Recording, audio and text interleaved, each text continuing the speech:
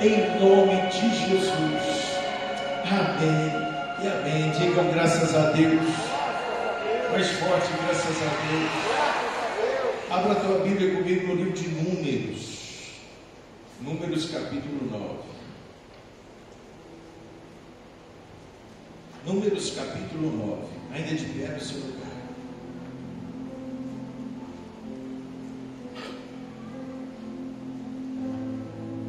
Senhor, que a tua graça se manifeste neste lugar.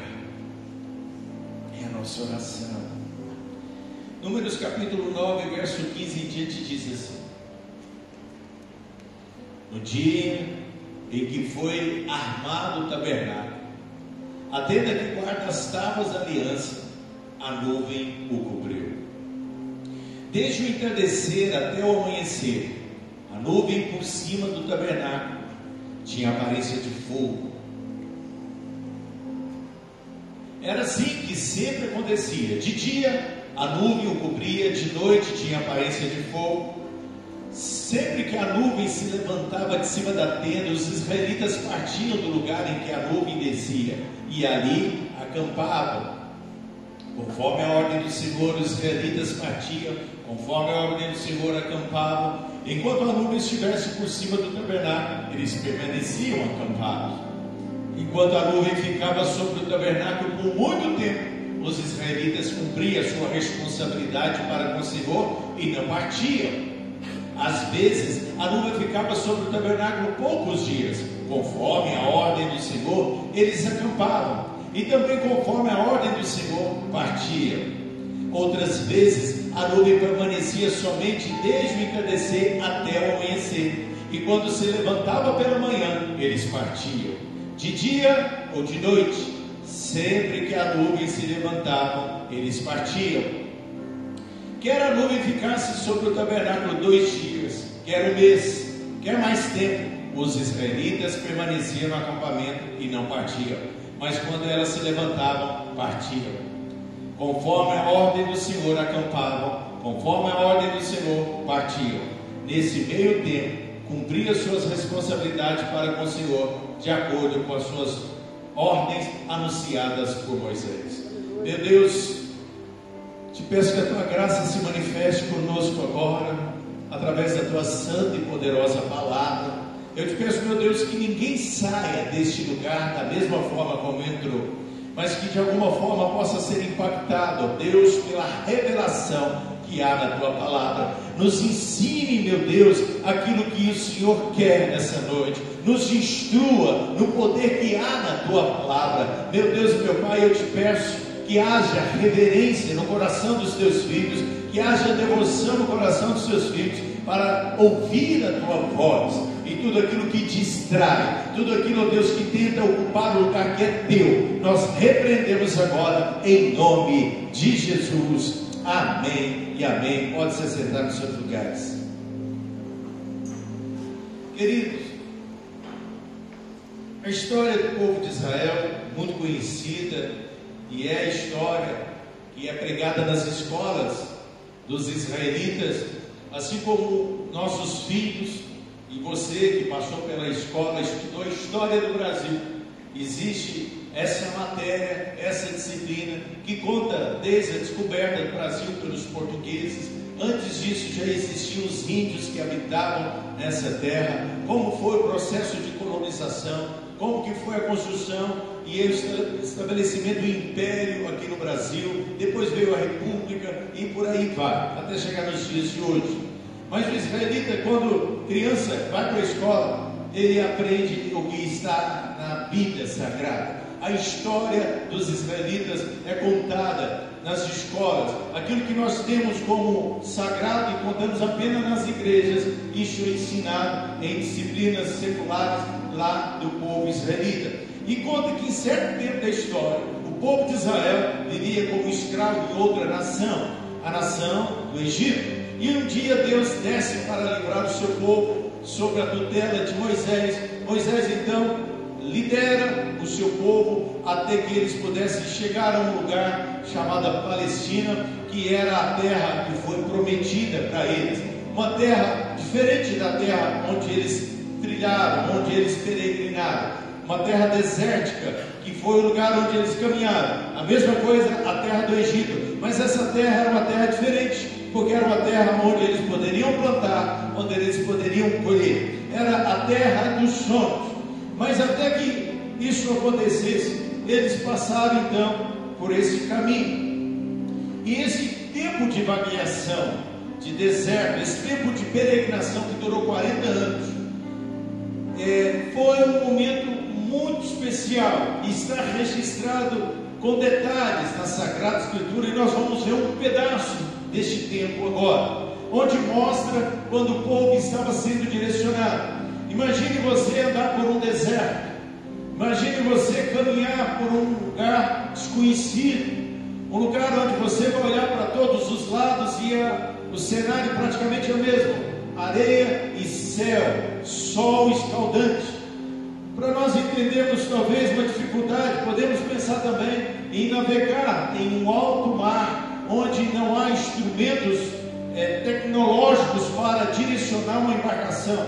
Imagine você também olhar para todos os lados e ver somente água e céu e sol. Porém, os antigos utilizavam, nós hoje usamos o GPS, ninguém mais se perde. Antigamente, eu lembro ainda desse tempo, que a gente comprava uma revista chamada Quatro Rodas, quem já ouviu falar?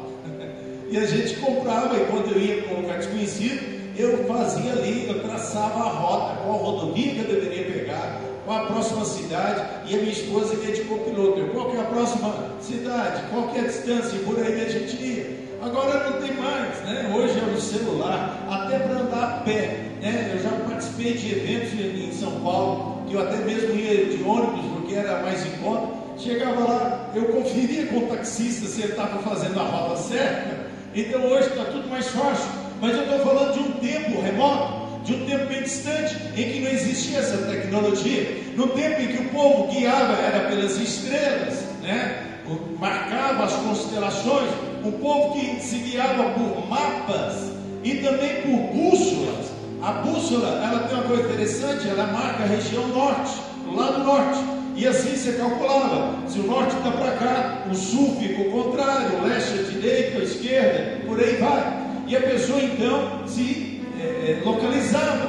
Mas eu estou falando de uma situação em que talvez esses recursos não estavam disponíveis, não existia um mapa do deserto, não existia talvez uma bússola, ou até poderia existir, naquele tempo a bússola foi descoberta muito depois, mas como que eles poderiam saber qual direção seguir, qual o caminho trilhar? E aí quem é que dava a direção, quem é que dava o norte, né? Usando aí o termo da bússola, norte, nos nortearmos, né, por causa da bússola, quem é que daria a direção para que o povo pudesse seguir? Eles não tinham isso. Então agora, o destino que eles precisavam chegar era a terra de Canaã, e quem sabia onde a terra estava era o próprio Deus. Então Deus utilizou de meios sobrenaturais para dirigir o seu povo. Da mesma forma, hoje, eu e você precisamos também ser norteados para a terra de conquista.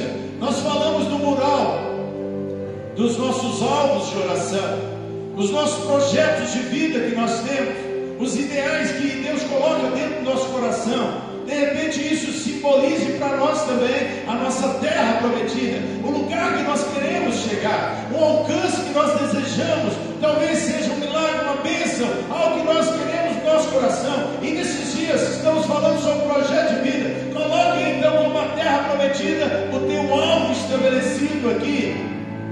Mas você precisa de direção de Deus para chegar até lá. Existe um caminho que você precisa percorrer, e esse caminho, ele não vem pronto, porque não é geográfico. De repente, para você alcançar uma bênção no casamento, não existe um passo a passo, existe algo que você, não existe algo que você compre por aí. Precisa de um direcionamento de Deus, de atitudes que você tem que tomar diariamente para que isso aconteça. Determinado milagre que você precisa alcançar, e existe um caminho que você tem que percorrer, e para isso eu creio numa intervenção sobrenatural de Deus. Eu creio num Deus que mostra o caminho. Eu creio num Deus que pode usar de artifícios. Querido, tem hora que eu também me sinto perdido, e é nessa hora que eu volto ali para o mural de oração. É nessa hora que eu volto meu coração para Deus e falo: meu Deus, como agir? Querido, eu estou numa grande responsabilidade agora, assumindo o pleito de vereador.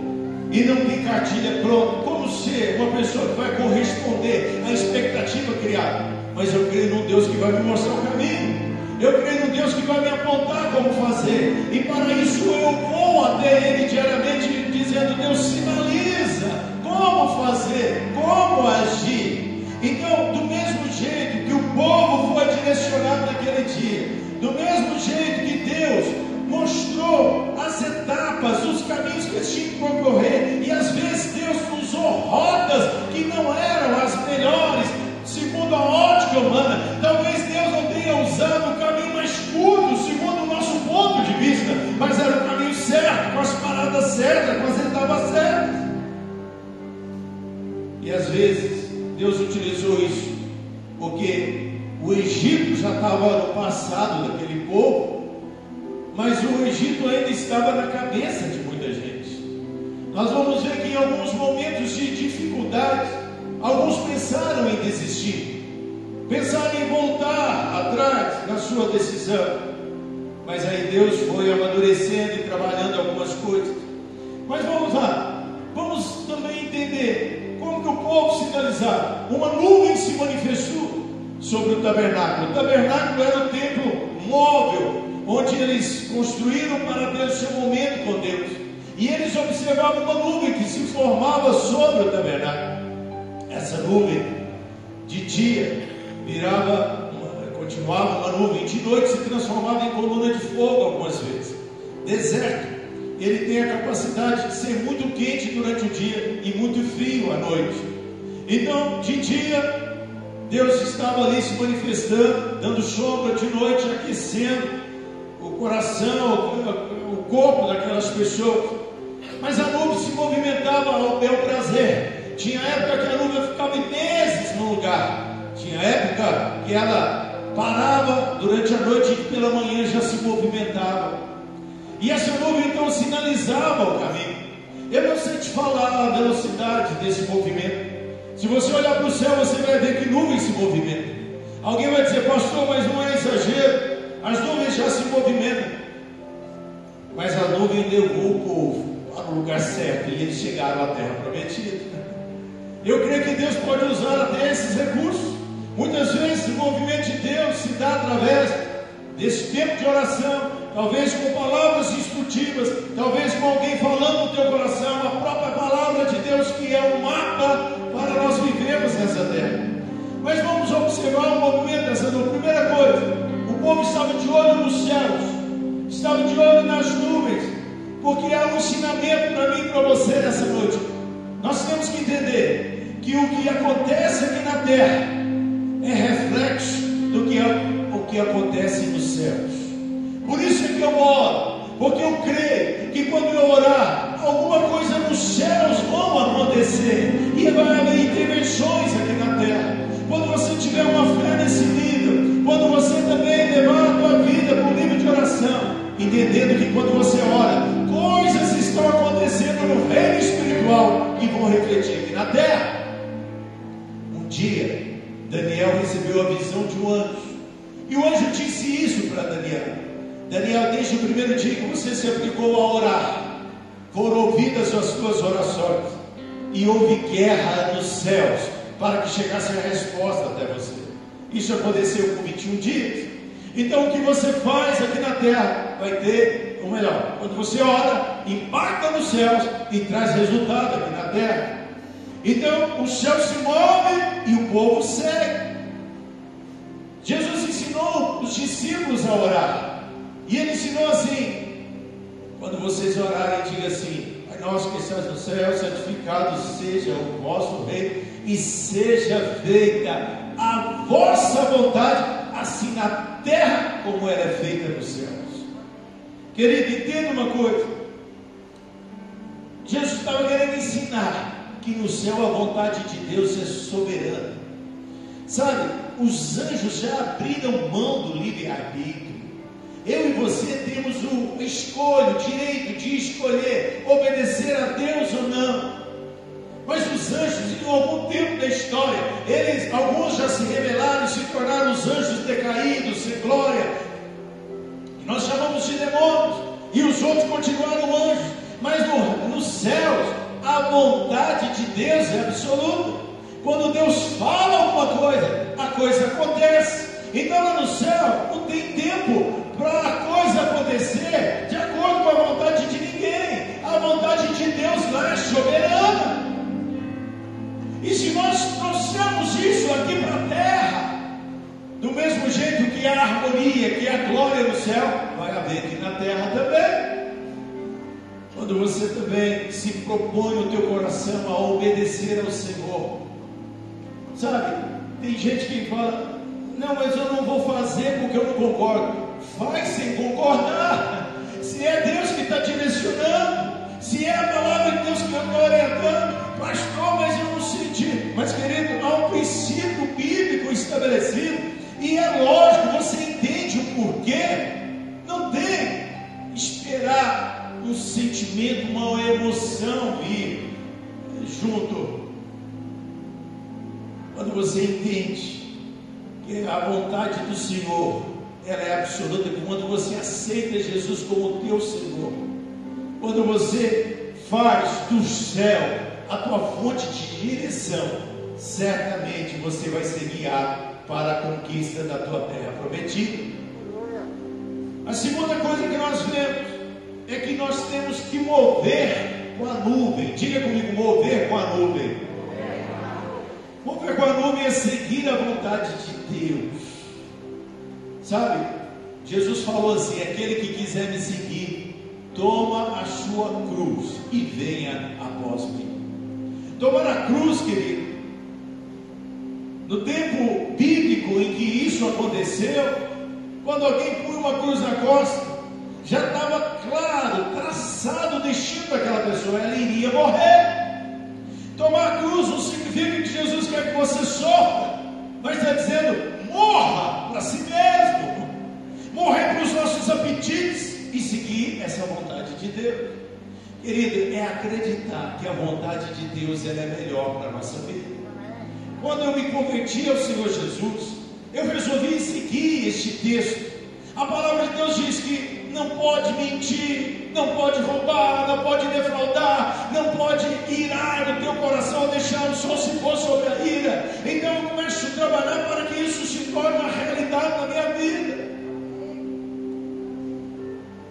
Eu tenho que seguir essa vontade, porque talvez culturalmente falando, algumas práticas são até normais, são até aceitáveis no mundo aí fora, mas eu renuncio tudo isso, eu mato essa minha vontade, e eu quero seguir a vontade de Deus, porque a vontade de Deus, ela é boa, perfeita e agradável. Diga comigo: agradável. Querido, talvez é porque você só não está acostumado e parece que é desagradável, mas Deus garante na sua palavra que ela é agradável, é só começar a experimentar. Salmo 23, Davi, ele era pastor de ovelhas, e na sua função ele observava que a ovelha é um animal muito dócil, ingênuo até, e fácil de cair na presa do predador. Então ele, como pastor, precisava estar ali guiando a ovelha. Ele usava um cajado para isso, que corrigia o caminho. Quando a ovelha queria dispersar do grupo, ir para um caminho perigoso, ele buscava a ovelha e colocava junto. E ele começou a entender: assim eu quero, Deus, que o Senhor seja na minha vida. Eu quero que o Senhor me guie, assim como eu tenho zelo e levo as ovelhas para pastos verdejantes, para águas tranquilas, que o Senhor também faça na minha vida. E ele disse: o Senhor é o meu pastor e nada me faltará. Ele me faz repousar em verdes pastos, leva-me para águas de descanso, que refrigera minha alma e guia-me pelas veredas da justiça. Ainda que eu ande pelo vale da sombra da morte, não temerei mal algum, porque o Senhor está comigo. A tua vara e o teu cajado me consolam. Querido, deixa Deus ser o guia. O povo de Israel, a nuvem nuvem movimentava, eles recolhiam as suas casas, tinham feito as suas tendas, eles desmanchavam, porque eles entendiam que era hora de mudar, era hora de andar. A nuvem parava, eles paravam, porque eles entendiam que era a vontade de Deus que eles parassem.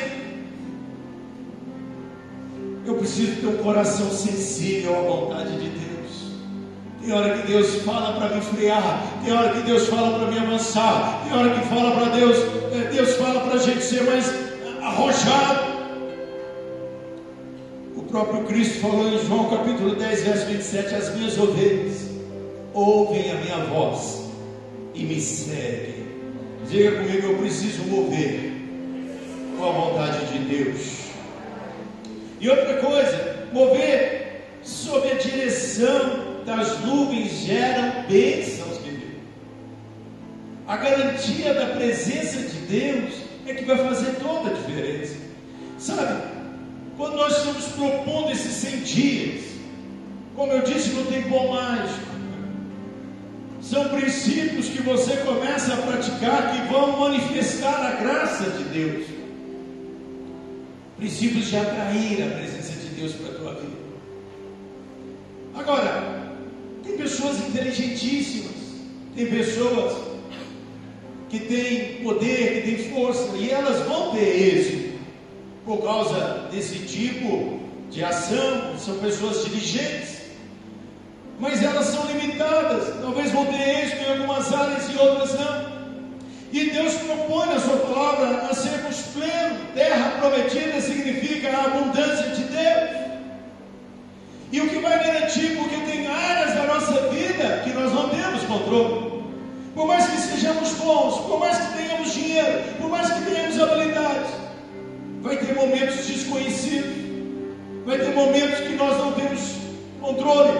Por exemplo, da saúde. Já vi pessoas gastarem fortunas e não conseguindo acrescentar nem mais um dia na sua existência. Uma vez Moisés falou isso para Deus, Êxodo 33:15. Deus estava dando a direção e Deus estava até colocando a prova, e Deus disse: deixa o povo ir, porque o povo estava rebelde. E ele diz assim: Senhor, se a tua presença não for comigo, não me faça subir deste lugar. Se Deus não tiver conosco, não tem como eu ir. Se a tua sociedade não for atrativa à presença de Deus, porque tem negócios escusos, Deus não vai dar nesse negócio. Se no teu casamento não tiver espaço para Deus, não tiver ações que atraem a presença de Deus, não vai ter a presença de Deus e consequentemente não vai ter a bênção de Deus.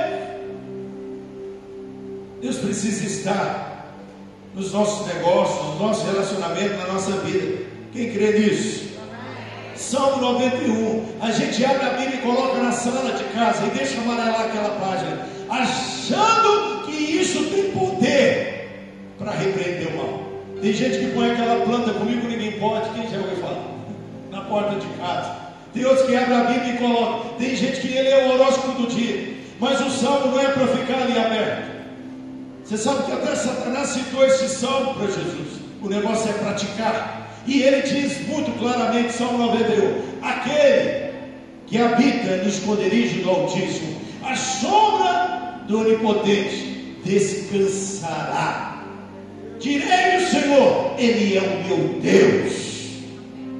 Querido, o negócio é estar debaixo, a sombra, junto. Se está a sombra é porque Ele está perto. Uma sombra só alcança se estiver do lado da pessoa. Ali é muito claro, Deus tem que estar presente na tua vida. Salmo 121, verso 5 até o 8. Porque nós vimos lá que de dia, de noite, aquela nuvem estava ali presente. Ela direcionava o povo. Mas olha o que diz o Salmo: o Senhor é quem te guarda, o Senhor é a tua sombra à tua direita. De dia não molestará o sol, e nem de noite a lua. Querido, olha a proteção de Deus em todos os momentos. Não vai ter hora difícil que Deus não possa estar presente. Não vai ter lugar em que Deus não consiga. Salmo 139 diz: se eu pegar as asas da alma e for até a extremidade do inferno, até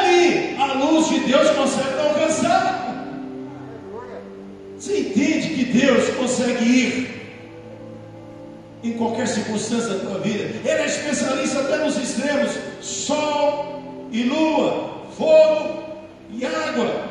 Isaías 43 fala: se quando passares, diga comigo quando. Querido, não é se, um dia nós vamos passar. Tem dia que nós vamos passar em provas de água, outro dia provas de fogo, dias difíceis, dias menos difíceis. Isso é inevitável, mas o texto diz: quando isso acontecer, eu serei contigo, diz o Senhor. Quando passarem pelos rios, eles não te submergerão. Quando passarem pelo fogo, não te queimará, e nem chama nenhuma arderá em ti. Querido, isso dá segurança para enfrentar qualquer deserto. Sabe, tem dia que vem aquele pensamento dizendo: desiste desse sonho, desiste dessa igreja, desiste de projeto. Trabalhar com gente é difícil, e é mesmo. Trabalhar com ser humano. Meu pai falava: mano, isso não dá camisa. Eu, pai, mas não quero camisa. Eu quero fazer a vontade de Deus. Tem gente que fala: por que você não vai cuidar que você é homem bomba? É mais fácil, né? Só explode uma vez. Mas eu não desisto dos sonhos. Eu não desisto das provas difíceis, dos projetos que virão. Estou abrindo o coração como pastor, mas certamente você tem muitos alvos na vida. Mas o fato é que a presença do Senhor torna todas as coisas possíveis. No dia de deserto, no dia de prova de fogo, o Senhor estará conosco. E a garantia da presença dele é que nos faz ir adiante. Outra coisa, nós temos que ter obediência ao movimento. O povo ficava com os olhos voltados para os céus. Tem gente que olha muita coisa, tem gente que olha só as coisas deste mundo. A tua visão é limitada. Certa vez mostrei para alguém uma lua linda, que estava. Só que eu apontei o dedo da pessoa e falou: não, que relógio bonito. A visão era limitada, eu estava mostrando mais adiante. Tem muita gente que só vê o aqui e o agora. Mas existe algo muito maior. Isso se chama visão. É conseguir chegar além. Agora, nossa visão tem que estar no Senhor, tem que estar na eternidade. O povo plantava, se ficava meses, o povo encontrava talvez um lugar mais habitável, porque no deserto existem oásis, lugares onde tem água, verdadeiras ilhas no meio do deserto, que podem ser habitáveis, as pessoas podem viver algum tempo. A Bíblia fala sobre Elim, sobre Mara, que as águas eram amargas e foram transformadas em água doce, vários lugares assim. Mas o povo não deixava essas coisas, desfocar os olhos deles de Deus, da nuvem, sempre com os olhos para o alto, sempre com os olhos ao movimento de Deus. Hebreus capítulo 12, verso 2, fala que nós temos que manter os nossos olhos nos céus, olhando firmemente para o autor e consumador da fé, Jesus, o qual, em troca da alegria que lhe estava proposta, suportou a cruz, não fazendo caso da ignomia, e está sentado à destra de Deus. Eu não tiro os olhos de Cristo, porque quando você olha para o Senhor, nenhuma aberração desse mundo te assusta ou te afasta de Deus. Tem gente que causa a sua fé em alguém. Pastor, eu não vou mais seguir a Deus porque fulano, o que fulano tem a ver? Eu não vou mais buscar, porque eu estou querendo, volta os seus olhos. Eu estou ocupado, eu não tenho mais tempo, a minha tarefa está exigindo isso. Que os teus olhos estejam voltados para o Senhor, aos movimentos de Deus, porque às vezes tem a nuvem parada. Por quê? Tem hora que Deus acha que você está agitado demais, e às vezes Deus precisa que você pare. Está acelerado, está ansioso, e às vezes o tempo é maior do que aquilo que a gente está acostumado a parar, e Deus tem um propósito. Lá em Romanos 5, verso 3, fala que até nisso Deus consegue produzir alguma coisa em nós. Quando Deus demora um pouco. E não somente isso, mas também nos gloriamos nas próprias tribulações. Tem hora que vem luta e tem um objetivo, sabendo que a tribulação produz em nós perseverança, e a perseverança experiência, e a experiência esperança. Ora, a esperança não confunde, porque o amor de Deus é derramado em nosso coração pelo Espírito Santo que nos foi outorgado. Às vezes a nuvem está parando, às vezes tem luta que não estão nos mantendo no lugar, mas quem sabe não é para gerar experiência no teu coração, e através dessa experiência você tem mais esperança, porque a próxima etapa da caminhada vai requerer de você mais esperança, mais fé, e Deus precisa trabalhar isso na tua vida. O negócio é seguir a direção de Deus. Deus está no controle. Se não chegou hoje, vai chegar amanhã. Eu continuo sendo orientado pelo movimento. Isaías 64, verso 4 diz: porque desde a antiguidade nunca se ouviu, nem com os ouvidos se percebeu, nem com os olhos se viu um Deus além de ti, que trabalha para aqueles que nele esperam. Quando você tem esperança, tem Deus trabalhando na tua vida. Você crê nisso ou não? Às vezes você está trabalhando muito e não vê nada, é porque é só você trabalhando. Mas quando você tem expectativa em Deus, Deus começa a agir. Tiago 2,17. Às vezes a nuvem parava pouco tempo, e sucessivas vezes, para fazer o povo ficar em ação, porque às vezes o povo estava parado. Porque a palavra de Deus também diz que a fé tem que estar acompanhada de obras, e muitas vezes você só está na teoria. Enfim, o negócio é ter uma dependência de Deus. O negócio é ser monitorado, ser direcionado pelo Senhor. Agora, querido, tem hora que a nuvem vai mudar de lugar. Houve um tempo que o povo de Israel estava saindo bem recente ali do Egito. Está lá em Êxodo 14, 19 a 20.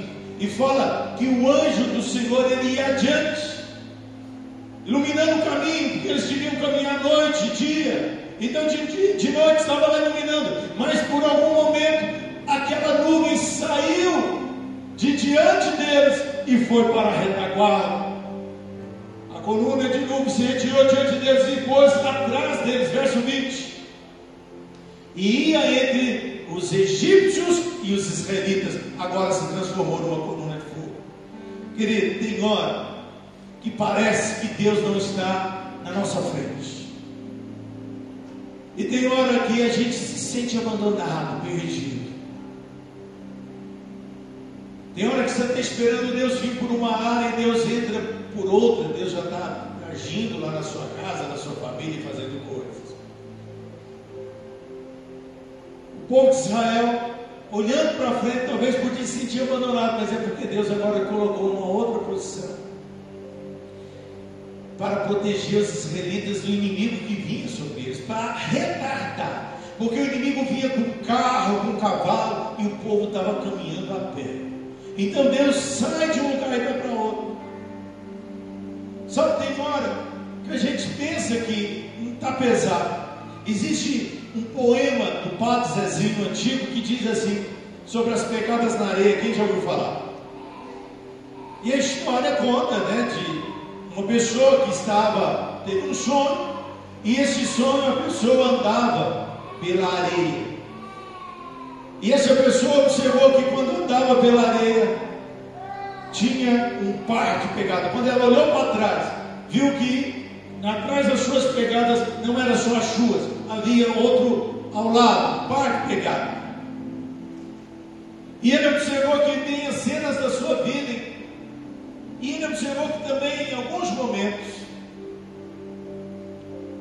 momentos só tinha uma pegada, não tinha mais aquele par. E ele observou que aqueles momentos eram os momentos mais difíceis, momentos mais duros. E ele então ficou triste e reclamou com Deus. Ele disse assim: Senhor, eu observei que na minha caminhada o Senhor andava do meu lado, Mas nos momentos que eu mais precisei, o Senhor não estava lá. Eu estava só. E Deus disse para ele: aquela pegada que você viu na areia não eram as suas, eram as minhas, porque naquela hora eu estava te carregando nos meus polos. Sabe, tem hora que a gente acha que estamos só, mas Deus está nos protegendo e agindo. A decisão é de seguir. E às vezes, querido, o povo estava lá gastando tempo mesmo, se prendendo às coisas. Mas a nuvem levantava e o povo dizia: eu largo tudo para seguir essa direção. Eu quero convidar você a ter essa mesma atitude nessa noite, nesse desafio de fazer os seus sonhos, seus projetos, seus planos, que você possa atrair a presença de Deus. Essa atitude de criar um mural é criar uma dependência do Senhor para dizer: Deus, me mostra como fazer para chegar até lá. E inclua em todos esses projetos a direção de Deus, porque até mesmo alguns deles, Deus pode te mudar no meio da história, te direcionar para outro lugar. Eu queria que você se colocasse o pé no seu lugar agora, colocasse a tua mão sobre o teu coração, e que você pudesse falar com Deus nesse momento. Você pudesse dizer: Deus, eu quero te pedir que a tua vontade se cumpra na minha vida, que o Senhor me mostre o caminho, que o Senhor me mostre a direção, que o Senhor me mostre, Pai, onde eu vou conseguir os recursos, que o Senhor me mostre, Pai, o passo a passo. Nessa noite eu quero declarar, Pai, a minha total dependência do Senhor. Quero pedir que o Senhor seja o direcionador, que a vontade dele seja plena. Reconhecer o Senhor não é da boca para fora, é através de ações diárias, de busca.